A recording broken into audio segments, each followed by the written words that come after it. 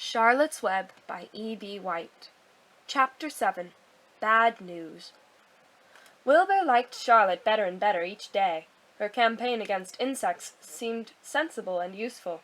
Hardly anybody around the farm had a good word to say for a fly. Flies spent their time pestering others. The cows hated them. The horses detested them. The sheep loathed them. Mr. and Mrs. Zuckerman were always complaining about them and putting up screens. Wilbur admired the way Charlotte managed. He was particularly glad that she always put her victim to sleep before eating it. "It's real thoughtful of you to do that, Charlotte," he said. "Yes," she replied in her sweet, musical voice. "I always give them an anesthetic so they won't feel pain. It's a little service I throw in." As the days went by, Wilbur grew and grew. He ate 3 big meals a day. He spent long hours lying on his side, half asleep, dreaming pleasant dreams. He enjoyed good health, and he gained a lot of weight. One afternoon, when Fern was sitting on her stool, the oldest sheep walked into the barn and stopped to pay a call on Wilbur. "Hello," she said.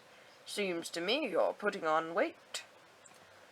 "Yes, I guess I am," replied Wilbur. "At my age, it's a good idea to keep gaining." "Just the same, I don't envy you," said the old sheep. "You know why they're fattening you up, don't you?" "No," said Wilbur. "Well, I don't like to spread bad news," said the sheep. "But they're fattening you up because they're going to kill you. That's why." "They're going to what?" screamed Wilbur. Fern grew rigid on her stool. "Kill you. Turn you into smoked bacon and ham," continued the old sheep. "Almost all young pigs get murdered by the farmer as soon as the real cold weather sets in.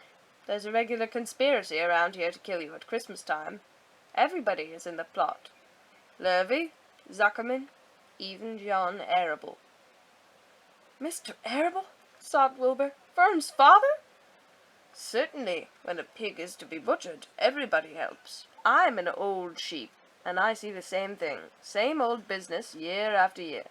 Arable arrives with his 22, shoots the—" "Stop!" screamed Wilbur. "I don't want to die. Save me! Somebody save me!" Fern was just about to jump up when a voice was heard. "Be quiet, Wilbur," said Charlotte, who had been listening to this awful conversation. "I can't be quiet!" screamed Wilbur, racing up and down. "I don't want to be killed. I don't want to die. Is it true what the old sheep says, Charlotte? Is it true they are going to kill me when the cold weather comes?" "Well," said the spider, plucking thoughtfully at her web, "the old sheep has been around this barn a long time. She has seen many a spring pig come and go. If she says they plan to kill you, I'm sure it's true. It's also the dirtiest trick I ever heard of. What people don't think of." Wilbur burst into tears. "I don't want to die," he moaned. "I want to stay alive, right here in my comfortable manure pile with all my friends. I want to breathe the beautiful air and lie in the beautiful sun."